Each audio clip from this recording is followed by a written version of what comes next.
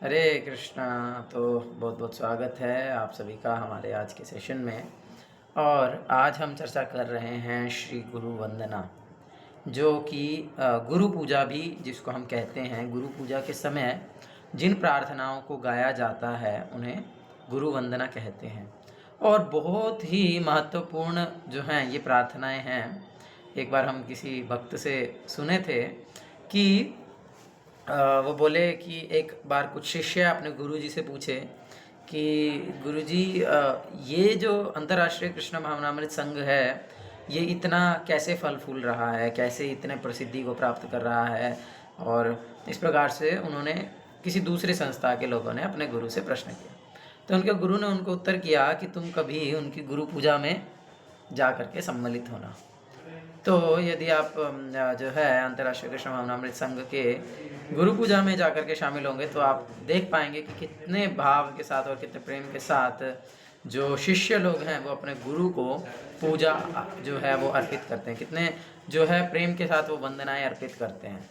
तो ये बहुत ही गंभीर विषय है, बहुत ही महत्वपूर्ण है, और इसीलिए हम आज इसको चर्चा करेंगे। तो मैं स्क्रीन शेयर करता हूँ।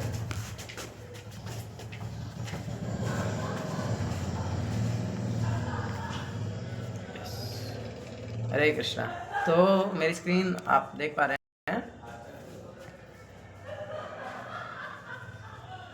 हरे कृष्णा, मेरी स्क्रीन दिख रही है? जी प्रभु जी। हाँ जी प्रभु जी। प्रभु जी।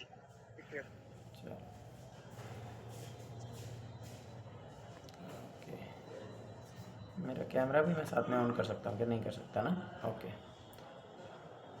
तो ये है हमारे 4 इसमें पैराग्राफ्स हैं, जिसमें सबसे पहला है श्री गुरु चरणा पद्मा केवल भक्ति सद्मा वंदो मुई सावधाना माते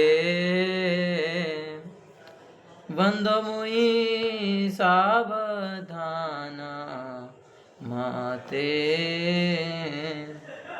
यहाँ पर अनुवाद दिया गया है, हमारे गुरुदेव यानी आध्यात्मिक गुरु के चरण कमल ही एकमात्र साधन हैं जिनके द्वारा हम शुद्ध भक्ति प्राप्त कर सकते हैं। मैं उनके चरण कमलों में अत्यंत भक्ति एवं श्रद्धा पूर्वक नतमस्तक होता हूँ। तो ये है श्री गुरु चरण पद्मा, जो कि श्री गुरुदेव के जो चरण हैं वे पद्म माने कमल के समान हैं। और केवल भक्ति सतमा, और भक्ति को एकमात्र जो जननी है, या भक्ति जहाँ से एकमात्र का जो स्रोत एक प्रकार से आप कह सकते हैं, जो जहाँ से भक्ति उत्पन्न हो सकती है, प्रकट हो सकती है, वो केवल भक्ति सतमा। वो जो श्री गुरु के जो चरण हैं, जो चरण कमल हैं, केवल वहीं से ही, केवल उनका आश्रय लेने से ही जीव के हृदय में भक्ति जो है वो जन्म ले सकती है। इसीलिए वंदो मुई सावधान मते, इसीलिए हमें जो है बहुत ही सावधानी पूर्वक, बहुत ही गंभीरता पूर्वक उनकी वंदना करनी चाहिए, या मैं करता हूँ, ऐसा इसमें कहा गया है। यहाँ प्रसादे भवतोरिया जाए कृष्ण प्राप्ति हो यहाँ होइते। किसका फोन आ गया बीच में? कृष्ण प्राप्ति हो यहाँ होए। बहुत सुंदर है। उनकी कृपा से जीव भौतिक क्लेशों के महासागर को पार कर सकता है तथा कृष्ण की कृपा प्राप्त कर सकता है।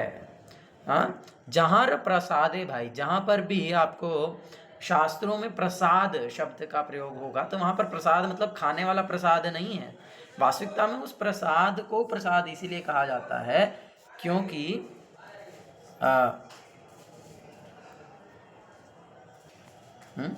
वास्तविकता में उस प्रसाद को प्रसाद इसीलिए कहा जा रहा है। क्यों? क्योंकि वो प्रसाद का अर्थ कृपा है। कि हम जो भगवान का प्रसाद पाते हैं, हम इसलिए प्रसाद खाते हैं नहीं बोलते हैं, हम बोलते हैं प्रसाद पा लिया। प्रभु जी आपने प्रसाद पा लिया। प्रसाद पा लिया माने वो कृपा की बात हो रही है, कृपा पा लिया। तो प्रसाद को खाया, मतलब एक प्रकार से खाया नहीं जाता, उसको पाया जाता है।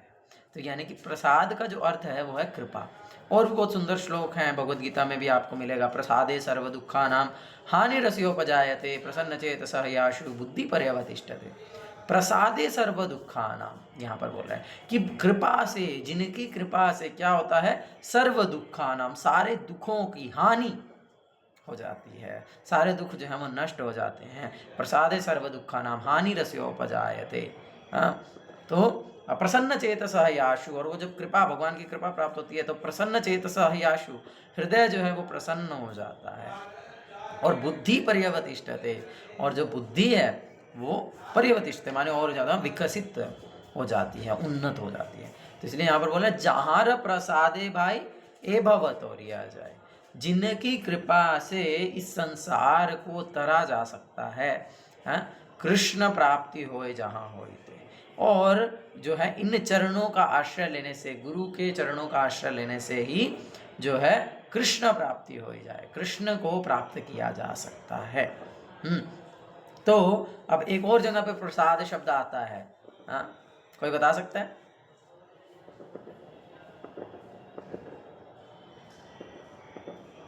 हरे कृष्णा। तो ये खाने वाला प्रसाद, पाने वाला प्रसाद। नहीं, वो तो मैंने बता दिया, खाने वाले प्रसाद के बारे में तो बता दिया। कृपा प्रसाद। कृपा तो प्रसाद ही, प्रसाद का अर्थ तो कृपा ही है। मंगला आरती में गाते हैं ना, क्या गाते हैं? हाँ, पूरी गाते संसार में तो यस्य प्रसाद यारे प्रसाद है, यारे प्रसाद नगदी कुतोपि। हाँ, यस्या प्रसादात् भगवत प्रसादो यस्या प्रसादात् नागति कुतोपि। जिनकी कृपा से भगवान की कृपा प्राप्त की जा सकती है, और यस्या अप्रसादात्, और यदि जिनकी कृपा ना मिले तो ना गति कुतोपि, ऐसे जीव की कोई गति नहीं है। तो यहाँ पर भी प्रसाद शब्द का प्रयोग किया गया है। प्रसाद माने कृपा, जिनकी कृपा से भगवान की कृपा प्राप्त की जाती है। तो इसीलिए बोल रहे हैं यहाँ प्रसादे भाई ए भगवत, और ये आ जाए, इनकी कृपा से ही इस संसार सागर, इनकी मतलब गुरु की कृपा से ही जो है इस संसार सागर को पार किया जा सकता है और भगवान कृष्ण को प्राप्त किया जा सकता है। कृष्ण प्राप्ति होए जहाँ होए थे। आगे बढ़ते हैं। यस, गुरुमुख पद्मा वाक्या चित्ते करियाए क्या, और ना करिह माने आशा। बहुत सुंदर, ये बहुत ही महत्वपूर्ण है। गुरुमुख पद्म वाक्य। अब गुरु के चरणों की वंदना क्या है वास्तविकता में? गुरु के चरणों की वंदना है ये गुरुमुख पद्म वाक्य चित्ते करिया, कि गुरु के मुख से, अब हर चीज को यहाँ पर बोल रहे हैं मुख पद्म, वहां पर बोल रहे हैं चरण पद्मा, तो हर चीज को कमल से क्यों कंपेयर किया गया है, पद्म से क्यों कंपेयर किया गया है? कोई जानते हैं? कोई बता सकते हैं? भगवान में भी देखो, नमस्ते पंकज नाभाय, नमस्ते पंकजांग्रये, नमस्ते पंकज नेत्राय। हर चीज़ को, भगवान के भी हर चीज़ को कमल से कंपेयर किया गया है। अरविंदाक्ष विमुक्त माने, वो भी अरविंद माने वो भी कमल। तो हर जगह पर ही जो है वो कमल से कंपैरिजन की गई है। यहाँ पर भी गुरु का भी प्रत्येक वस्तु को कमल से कंपेयर किया गया है। कोई जानते हैं इसका कारण, क्यों कमल से कंपेयर किया गया?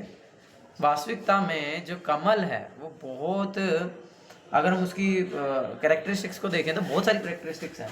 कमल बहुत ज़्यादा टच करने से बहुत ज़्यादा सॉफ्ट होता है, कमल देखने में बहुत ज़्यादा सुंदर होता है, और कमल बहुत ही सुंदर सुगंध वाला एक पुष्प है। अब आप कहोगे जी कमल तो हमने भी देखा है, छोटा सा फूल होता है, उतना कोई ज़्यादा सुंदर भी नहीं दिखता, और ना ही उसमें सुगंध होती है ना? कमल का फूल देखा है ना सबने, लेकिन उसमें सुगंध तो नहीं होती। सुगंध होती है क्या? तो जी छू कर नहीं देखा, दूर से ही देखा है। दूर से ही देखा है। जी प्रभु जी। मोहित प्रभु, सुगंध होती है कमल के फूल में? और कोई नहीं बोल रहा है? थोड़ा बहुत ही होती है प्रभु, थोड़ी मैंने बहुत कम होता है, देखा। सॉफ्ट भी होता है, ब्यूटीफुल भी होता है, थोड़ी बहुत सुगंध भी होती है। नहीं, ना के बराबर। एक्चुअली हमारे यहाँ पर जो कमल है वो वास्तविक कमल नहीं है। अगर हम ओरिजिनल कमल देखेंगे, आप अगर मणिपुर में जाएंगे, मैं एक बार एक भक्त को बोला मणिपुर के कि प्रभु जी क्या है, हम भगवान की हर चीज़ को कमल से कंपेयर करते हैं, ना तो इतना सुंदर दिखता है कमल और ना ही उसमें कोई सुगंध है, तो हर चीज़ को क्यों कमल से कंपेयर किया गया है? तो उन्होंने बताया कि ये तुमने कमल देखा कहाँ है? बोलते आओ कभी मणिपुर में आओ, तब हम तुमको कमल दिखाते हैं। वहाँ पर 108 मतलब 108 पत्तियों वाला कमल होता है। मतलब अगर आप उसकी पत्तियों को अलग करोगे, पूरी गिन करके 108 निकलेंगी।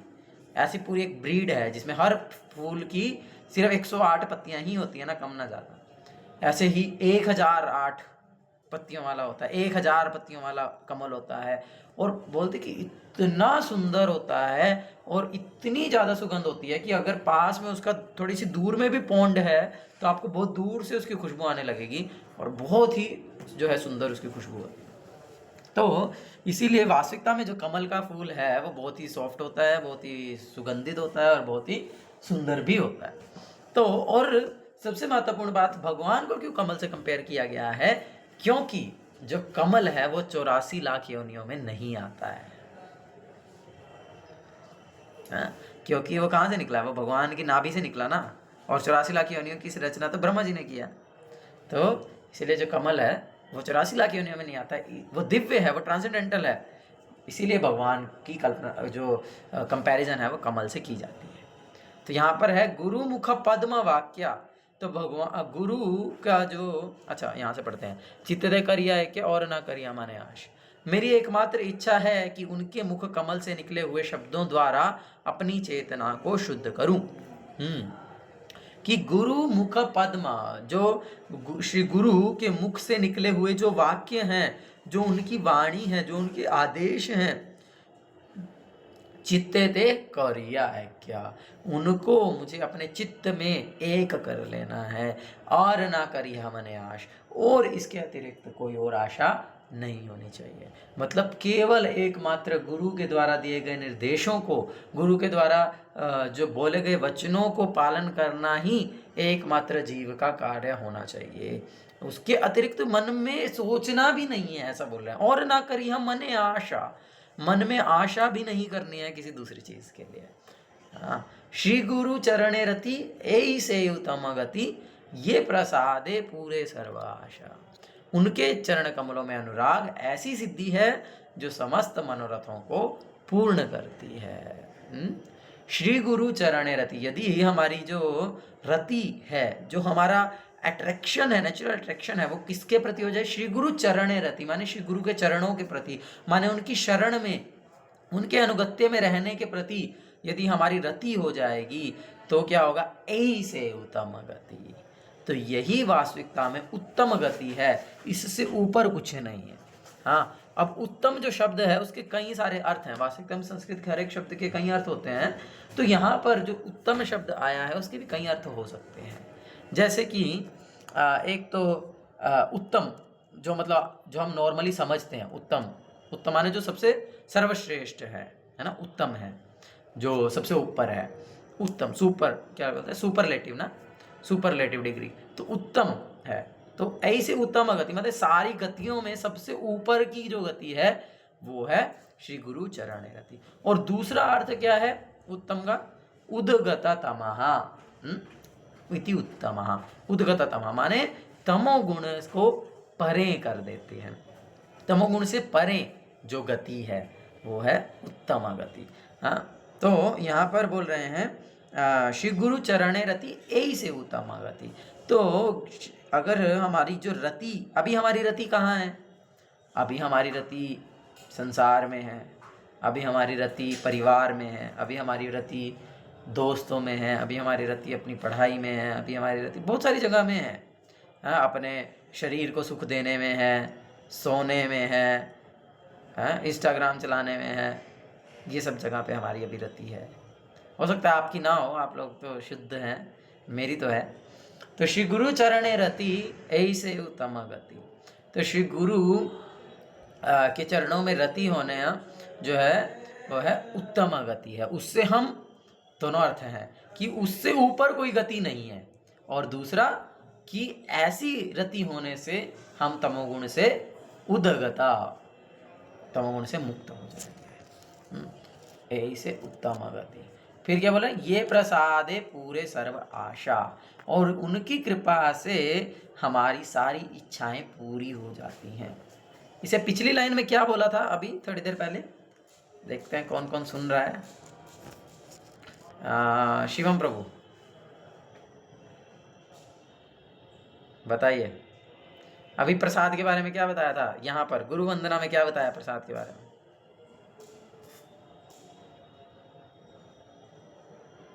कृपा बताई थी आपने।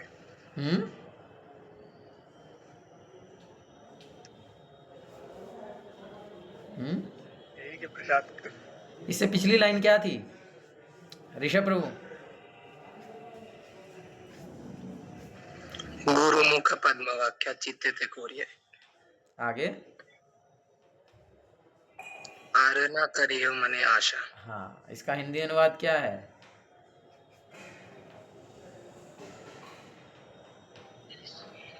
लक्ष्य प्रभु। गुरु, हाँ ठीक है, लक्ष्य प्रभु बताएंगे। जी प्रभु जी। क्या हिंदी अनुवाद है इस लाइन का? बोला ना, और ना करिए माने आश, माने श्री गुरु के चरणों, क्या जो गुरु के मुख से निकले हुए वाक्य हैं उसके अतिरिक्त मन में कोई आशा नहीं करनी। लेकिन इस लाइन में क्या बोल रहे हैं, श्री गुरु चरण रति यही से उत्तम गति, ये प्रसादे पूरे सर्व आशा। अभी तो बोला कि गुरु के मुख से निकले हुए वाक्य, माने गुरु जो चाह रहे हैं उसके अतिरिक्त कोई दूसरी आशा नहीं होनी चाहिए। अगली लाइन में बोल रहे हैं कि अगर गुरु के चरणों में रति हो जाएगी तो दूसरी, तो आपकी सारी आशाएं पूरी हो जाएंगी। कैसे समझेंगे? तो यदि हम गुरु को प्रसन्न करने के लिए ही एकमात्र आशा रखेंगे, यदि हम एकमात्र आशा हमारी गुरु के निर्देशों को पालन करने की होगी, तो जो हमारी दूसरी आशाएं थी भी ना, या जो सटल फॉर्म में उस टाइम पे है भी, वो सारी जो है स्वतः पूरी हो जाएंगी। यदि हम कृष्ण को हृदय से सेवा करने का प्रयास करेंगे, अगर हम केवल कृष्ण को सेवा करने की इच्छा को हृदय में रखेंगे, तो जो हमारी दूसरी बहुत सारी मटेरियल डिजायर्स भी हैं ना, वो ऑटोमेटिकली ही पूरी हो जाएंगी।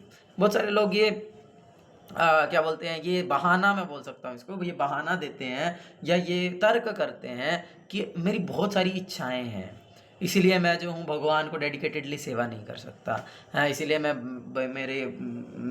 ये करना चाहता हूँ, मैं वो करना चाहता हूँ, मैं ऐसे बहुत क्लियरली नहीं बोल सकता।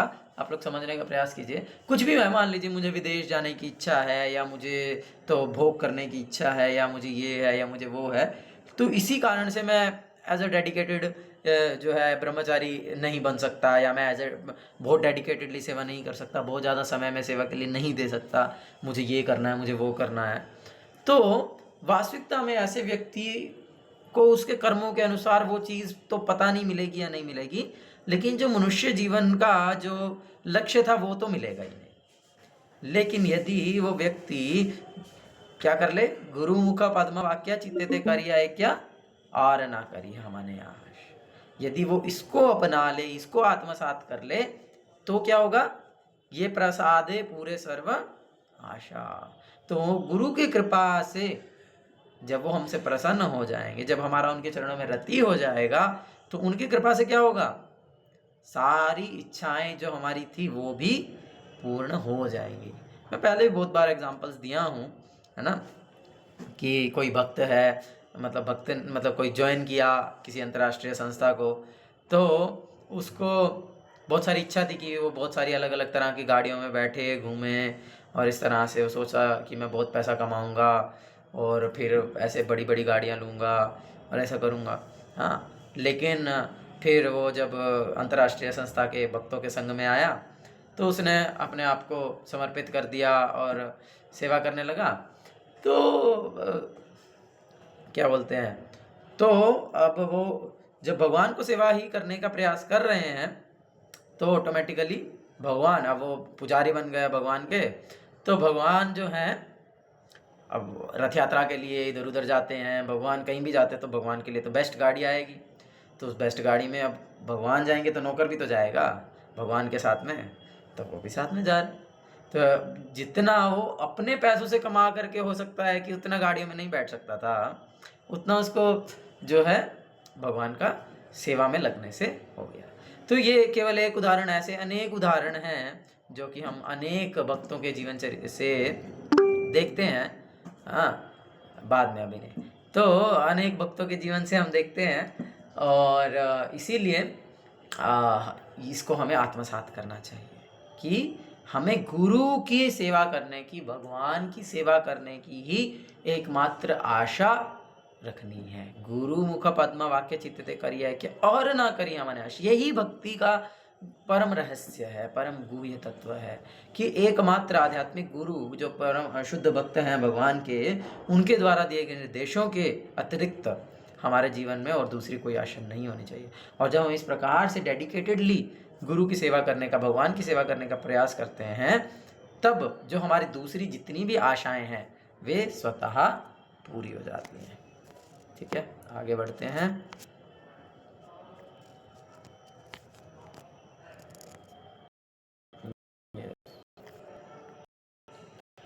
चक्षुदान दिलो ये जन्मे जन्मे प्रभु से, दिव्य ज्ञान हृदय प्रकाशित, प्रेमा भक्ति जहाँ होते अविद्या विनाश जाते, वेदे गाय जहाँ रचरित।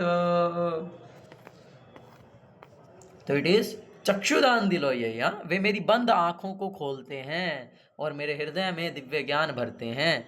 जन्म जन्मांतरों में वे मेरे प्रभु हैं, वे प्रेमा भक्ति प्रदान करते हैं और अविद्या का नाश करते हैं। वैदिक शास्त्र उनके चरित्र का गान करते हैं। बहुत सुंदर है ये लाइन में।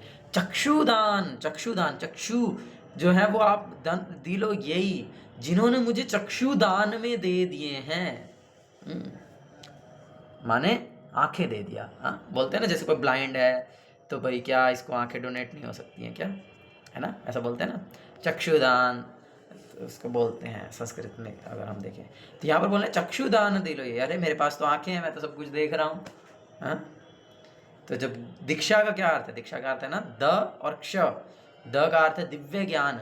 जब गुरु शिष्य को, किसी व्यक्ति को दीक्षा देते हैं तो वास्तविकता में वे क्या करते हैं, वे उसके हृदय में दिव्य ज्ञान प्रकाशित करते हैं। और क्ष माने जो उसके सारे पाप और पुण्य कर्मों के जो फल हैं उसे गुरु क्या कर देते हैं, क्षीण कर देते हैं, उसे जीरो कर देते हैं, उसे जीरो बैलेंस पर ले आते हैं। तो ये गुरु की कृपा होती है दीक्षा के रूप में। तो इसीलिए गुरु क्या करते हैं, दिव्य ज्ञान जो है वो देते हैं। तो इसको बोला चक्षुदान दिलो, इसलिए हम बोलते हैं ना ओम अज्ञान तिमिरांधस्य ज्ञानंजन शलाकया, कि हम तो अंधेरे में, हम तो अंधे के समान हैं। अज्ञान, अब चारों तरफ अंधेरा होगा तो क्या देख पाएंगे, कुछ भी नहीं देख पाएंगे। तो ऐसे अंधेरे में हमको देखने की शक्ति प्रदान किया वो है गुरु। चक्षुदान दिलो यही, जिन्होंने मुझे चक्षु प्रदान किए हैं, जिन्होंने मुझे दान में चक्षु दे दिए हैं। और जन्मे जन्मे प्रभु से, और जो जन्म जन्मांतर से मेरे प्रभु हैं, जन्म जन्मांतर से मेरे आराध्य हैं, जन्म जन्मांतर से मेरे गुरु हैं। जो गुरु शिष्य का संबंध है वो एक जन्म का नहीं है, वो केवल अभी का नहीं है, ये जन्म जन्मांतर का संबंध है। अगर हम प्रमाणिक गुरु शिष्य परंपरा में, यदि हम जो भगवान के द्वारा 4 प्रमाणिक संप्रदाय हैं, यदि हम उसमें संबंध स्थापित करते हैं गुरु के साथ, तो वास्तविकता में वो संबंध हमारा कोई नया संबंध नहीं है।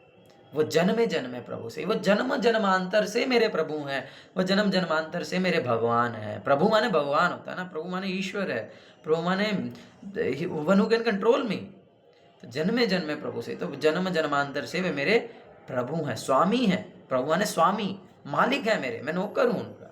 इस प्रकार से जन्मे जन्मे प्रभु से, चक्षुदान दिलो यही, जन्मे जन्मे प्रभु से ज्ञान हृदय प्रकाशित, दिव्य ज्ञान को हृदय में प्रकाशित करते हैं। तो जो इसीलिए बोलते हैं कि जो आध्यात्मिक मार्ग है ये केवल स्कॉलरशिप का मार्ग नहीं है। जो भक्ति जो है वो ज्ञान का मार्ग नहीं है कि मैंने बहुत सारे शास्त्र पढ़े हैं या मैंने बहुत कुछ सुन लिया है तो मैं जानता हूँ, नहीं। ये जो दिव्य ज्ञान है ये क्या है, ये हमें कब मिलेगा? ये जब गुरु की कृपा होगी और वो क्या करेंगे, दिव्य ज्ञान हृदय प्रकाशित, वो हमारे हृदय में इस दिव्य ज्ञान को प्रकाशित करेंगे, तभी हमें वो दिव्य ज्ञान प्राप्त होगा। नायमात्मा प्रवचनेन लभ्यो न बहुना सुतेन, हाँ ऐसे करके श्लोक है ना, नायम आत्मा प्रवचने न लभ्यो, ये जो दिव्य ज्ञान है मेरे बारे में, भगवान के बारे में, वो प्रवचने न लभ्यो, प्रवचन से नहीं मिलता, क्योंकि मैंने बहुत सारे प्रवचन सुन रखे हैं तो मुझे मिल जाएगा। यानी कि इसका अर्थ है कि मैंने बहुत सारी बुक्स पढ़ रखी हैं, या मैंने बहुत सारे शास्त्र पढ़ लिए हैं, या मैंने बहुत सारे प्रवचन सुन लिए हैं, माने स्कॉलरशिप से भगवान को या अपने आप को हम नहीं जान सकते, इस दिव्य ज्ञान को नहीं जान सकते। हाँ, ना बहुना श्रुते, ना बहुत सारी तपस्या करने से, ना बहुत सारा इस प्रकार से त्याग करने से हम इस ज्ञान को नहीं जान सकते। कैसे जानेंगे? दिव्य ज्ञान हृदय प्रकाशिता। श्रीमद् भागवतम में बोला है, तेने ब्रह्म हृदय आदि कवये मुह्यन्ति यत सूरयो। हाँ, श्रीमद् भागवतम का पहला ही श्लोक है, पहले स्कंद के पहले अध्याय का पहला ही श्लोक है, उसमें बोल रहे हैं कि परम ब्रह्म कौन है? जिन्होंने ब्रह्मा के हृदय में ज्ञान को प्रकाशित किया है। तो इसीलिए ये जो परंपरा है, ये जो मार्ग है, ये जो भक्ति है, ये चलती, ये हृदय की चीज़ है। इसीलिए गुरुमत बोलते हैं ये जो है, ये दिव्य ज्ञान हृदय से प्रकाशित होता है, हृदय से हृदय में ट्रांसफ़र होने की चीज़ है। इसीलिए हमें ऐसे भक्त का मतलब अनुगत्य लेना है जिसके हृदय में भक्ति है, यानी कि शुद्ध भक्त, जो शुद्ध भक्त हैं, यानी प्रभुपाद हैं, हाँ श्रील सुबक स्वामी गुरु महाराज हैं, हाँ ऐसे शुद्ध भक्त की हमको शरण लेनी है जिनके हृदय में वास्तविकता में कृष्ण के लिए भक्ति है। तो उनके पास जब भक्ति होगी तो फिर वो उस भक्ति को अपने हृदय से हमारे हृदय में ट्रांसफ़र कर सकते हैं, फिर वो इस दिव्य ज्ञान को हमारे हृदय में प्रकाशित कर सकते हैं। क्योंकि प्रेमा भक्ति, अगली लाइन है, प्रेमा भक्ति जहाँ होते अविद्या विनाश जाते। हाँ, प्रेमा भक्ति जहाँ होते, जहाँ पर प्रेमा भक्ति है, यहाँ पर इसका अनुवाद है वे प्रेम भक्ति प्रदान करते हैं, उनके पास वो प्रेम है। भक्ति मतलब प्रेम। भक्ति कोई क्या बोलते हैं, मैकेनिकल चीज़ नहीं है भाई, मशीन की तरह हरे कृष्ण कृष्ण कृष्ण हरे हरे, हरे राम राम राम हरे हरे। गुरु बोलते हैं machine can chant more than you. हाँ, कि भाई आप मशीन में रिकॉर्डिंग होती है ना, जैसे प्रभुपाद की रिकॉर्डिंग, तो वो चला करके छोड़ दो, तो ऐसे क्या मशीन भगवधाम चली जाएगी? वो तो पूरा दिन हरे कृष्णा जप करती रहेगी, तो वो क्या भगवधाम चले जाएगी? नहीं, ऐसा नहीं है। हाँ, या फिर तोता है भाई, तोते को किसी ने सिखा दिया हरे कृष्णा, लेकिन उसको बिल्ली पकड़ लेगी तो फिर वो चां चां चां चां ही करेगा, है ना। तो उसी प्रकार से हम को जो हम जप कर रहे हैं, जो भी भक्ति का जो भी साधन हम कर रहे हैं, चाहे वह जप है या लेक्चर सुनना है या कोई ग्रंथ को पढ़ना है, यदि वहाँ पर प्रेम नहीं है, यदि वो सिर्फ मैकेनिकल है, भाव नहीं है, तो वो भक्ति नहीं है। भक्ति कब होगी वास्तविकता में? भक्ति वो तभी होगी जब वहाँ पर प्रेम है, जब वहाँ पर एक इंक्लिनेशन है, वहाँ पर वो हृदय है, हृदय दे दिया है। गुरुमा बोलते हैं, कई बार गाना बोलते हैं, दिल दे के देखो, दिल दे के देखो। हाँ, दिल दे के देखो, तो दिल देना पड़ेगा। हाँ, दिल दे करके जब हम भगवान की सेवा में लगते हैं, हृदय ध्यान पूर्वक भगवान के नाम को जप करते हैं, ध्यान पूर्वक भगवान की कथा का श्रवण करते हैं। बहुत सारे लोग बोलते हैं कि भैया कथा सुनने में हमको इंटरेस्ट नहीं आता है, या मतलब एक व्यक्ति को बस देखते रहो और सुनते रहो तो ये बहुत बोरिंग लगता है, कि हमको कुछ ग्राफिकल फ़ोटोज़ देखने को मिलें, या हमको कोई, जैसे आजकल तो मोस्टली 3D एनिमेशन AI से जो बनता है, भाई ऐसा कुछ देखने को मिले तो कथा सुनने में इंटरेस्ट आए, नहीं तो ऐसे तो कथा सुनना बहुत बोरिंग लगता है।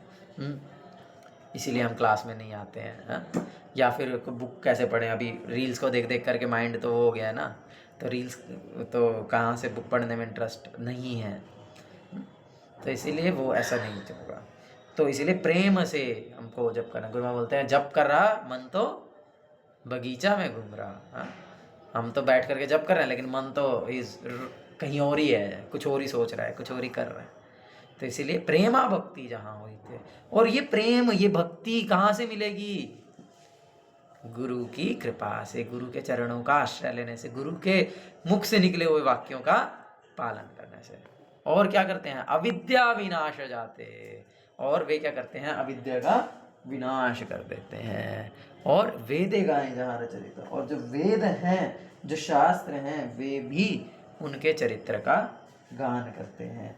जो शास्त्र हैं वो भी, आप देखो गुरु की कितनी महिमा का वर्णन किया गया है। सर्वदेवमयो गुरु, हाँ क्या बोलते हैं कि श्रीमद् भागवतम का एक बहुत सुंदर श्लोक है, मुझे अभी स्मरण नहीं आ रहा है। मूर्त्या ना विजानियात ना मन्यत करेचित ना मर्त्या बुद्धिया असूयत सर्वदेवमयो गुरु, कि गुरु को ना मर्त्या बुद्धिया, माने ये नहीं समझना चाहिए कि मैं भी खा रहा हूँ, गुरुजी भी खा रहे हैं, मैं भी टॉयलेट जा रहा हूँ, गुरुजी भी टॉयलेट जा रहे हैं, मैं भी चल रहा हूँ, गुरुजी भी चल रहे हैं, सब कुछ तो सेम ही है, तो मैं भी ह्यूमन हूँ, वो भी ह्यूमन ही है, कोई अंतर नहीं है हम दोनों में। बस ठीक है, वो थोड़े से एक्सपीरियंसड हो सकते हैं, उनको थोड़ा सा ज़्यादा नॉलेज हो सकती है, नहीं, ये जो है गुरु के प्रति अपराध है। ना मर्त्या बुद्धिया असूयत, यहाँ पे बोल रहे हैं, श्रीमद् भागवतम बोल रहे हैं कि गुरु जो है उनके प्रति मर्त्या बुद्धि, माने कि मैं भी मनुष्य हूँ, वो भी मनुष्य है, ये मनुष्य बुद्धि होना ये नहीं होना चाहिए। गुरु के प्रति हमें मनुष्य का बुद्धि नहीं होना चाहिए, कि वो कोई साधारण व्यक्ति नहीं है, कोई साधारण मनुष्य नहीं है, वो वो भगवान के पार्षद हैं, है? तो इस प्रकार से हमें होना चाहिए। तो और बहुत सुंदर, सर्वदेव में गुरु, सारे देव जो हैं वो गुरु में हैं, या फिर नाम मन्यत करेजित, कभी भी उनकी अवहेलना नहीं करनी चाहिए। इस प्रकार से इतने श्लोक हैं शास्त्रों में जो गुरु की महिमा का बखान करते हैं। तो इसलिए वेदे गाएं जहाँ रचरिता। श्री गुरु करुणा सिंधु अधम जनार बंधु लोकनाथ, मैंने वो नहीं शेयर करके ना स्क्रीन, लोकनाथ लोकेर जीवन, लोकनाथ लोकेर जीवन। तो पर है श्री गुरु करुणा सिंधु। गुरु क्या है? करुणा सिंधु है। सिंधु का क्या अर्थ होता है? सागर प्रभु सुन रहे हो? नदी। सागर प्रभु, सागर। हरे कृष्णा, है क्या क्लास में सागर प्रभु?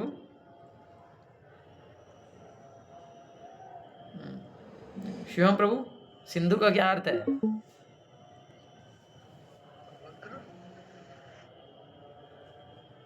हरे कृष्णा। हरे कृष्णा। सिंधु जैसे समुद्र, सागर प्रभु आप कह रहे थे तो बाय चांस हो गया। सिंधु का अर्थ है समुद्र या सागर। तो गुरु क्या हैं? करुणा के सागर हैं। कृष्ण को क्या बोलते हैं? हे कृष्ण करुणा सिंधु दीन बंधु जगतपते। तो क्या है? कृष्ण भी करुणा सिंधु हैं, गुरु भी करुणा सिंधु हैं। कृष्ण भी दीन बंधु हैं, गुरु भी अधम जनार बंधु हैं। तो सेम ही है। तो ये जो गुरु हैं ये क्या है? करुणा सिंधु है। अब जो समुद्र है, समुद्र की गहराई को मापा नहीं जा सकता, है ना, लेकिन उसके किनारे फिर भी हैं भाई। हाँ ठीक है, ये समुद्र का तट है जो हम भौतिक समुद्र देखते हैं, लेकिन गुरु ऐसे करुणा सिंधु हैं, कृष्ण ऐसे करुणा सिंधु हैं जिनके एजेस भी नहीं है, जिनका तट भी नहीं है, माने इट्स लिमिटलेस, असीम है, कोई सीमा ही नहीं है, ना ऊपर ना नीचे, ना दाएं ना बाएं, ना आगे ना पीछे, कोई भी सीमा नहीं है। गुरु ऐसे करुणा सिंधु हैं, ऐसी करुणा का सागर है। और क्या है? अधम जनार बंधु, अधमों के बंधु हैं। अधम, अधम माने जो नीच गिरे हुए पतित जीव हैं, उनके, ऐसे लोगों के, जनार ऐसे लोगों के बंधु हैं, ऐसे लोगों के, हमने चर्चा किया है ना, सखा, मित्र, बंधु और सोहृद। तो यहाँ पर बोले बंधु हैं, मतलब भाई जैसे हैं एकदम। तो ही इज बेस्ट फ्रेंड, ऐसा भाई जैसा फ्रेंड है। हाँ, तो इतने ज़्यादा कृपालु हैं, और हम लोगों पर, विशेष रूप से मेरे जैसे अधम लोगों पर कृपा करने के लिए जो है वे इस संसार में प्रकट हुए हैं। और लोकनाथ लोकेर जीवन, एक बार इसका अनुवाद पढ़ते, मैंने पढ़ा नहीं। हे गुरुदेव, करुणा सिंधु तथा पतित आत्माओं के मित्र, आप सबके गुरु एवं सभी लोगों के जीवन हैं। हे गुरुदेव मुझ पर दया कीजिए तथा अपने चरणों की छाया प्रदान कीजिए, आपका यश तीनों लोकों में फैला हुआ है। यस, तो ये जो भजन है ये कौन गाया है? ये भजन गाए हैं शिला नरोत्तम दास ठाकुर। शिला नरोत्तम दास ठाकुर कौन है? शिला नरोत्तम दास ठाकुर बहुत ही महान आचार्य हमारे हुए हैं, जिन्होंने जो है बहुत सारे वैष्णव गीतों की रचना की है। आज के अपने दूसरे टॉपिक को चर्चा कर रहे होते तो हम इस चीज़ को डिस्कस करते। शिला नरोत्तम दास ठाकुर की जो ग्लोरीज को फिर हम चर्चा कर रहे होते। तो वो शिला नरोत्तम दास ठाकुर जो कि एक बहुत ही मतलब कह सकते हो करोड़पति राजा के जो हैं पुत्र थे, और वे वृंदावन में आकर के अपने गुरु श्रील लोकनाथ गोस्वामी पाद के क्या करते थे? शौच क्रिया को साफ किया करते थे। तो बहुत ही विनम्रता का उन्होंने अपने जीवन से परिचय दिया है। तो यहाँ पर बोले लोकनाथ, जो यहाँ पर शब्द का प्रयोग किया है वो उन्होंने अपने गुरु जी के लिए किया, अपने गुरु जी का नाम बोल रहे हैं। श्रील नरोत्तम दास ठाकुर के गुरु हैं श्रील लोकनाथ गोस्वामी। तो जो मतलब लोकनाथ लोकेर जीवाना, ये सभी लोगों के जीवन है सभी लोगों के प्राण हैं। हाँ, जैसे हम षड गोस्वामी अष्टकम जब गाते हैं तो उसमें बोलते हैं कृष्ण कीर्तन गान नर्तन परो प्रेमामृतांबु निधि धीर धीर जन प्रिय प्रिय करो निर्मत्सरो पूजितो। तो वो क्या है? जो शुद्ध भक्त हैं वे क्या है? धीरा धीर जन प्रिय। वो धीर के भी प्रिय हैं और अधीर के भी प्रिय हैं। माने जो भक्त है उसके भी प्रिय हैं और जो भक्त नहीं है उसके भी प्रिय हैं।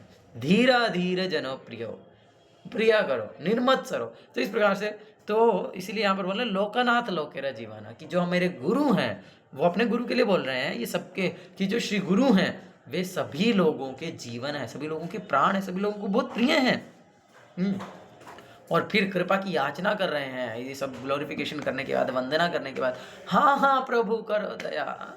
ये वास्तविकता में मैं देखता हूँ जब ये कीर्तन यहाँ तक पहुँचता है तो एकदम जोर शोर से कीर्तन हो रहा होता है। हाँ हाँ प्रभु करो दया देव मोरे पद छे, एकदम फास्ट ट्यून में ये कीर्तन चल रहा होता है।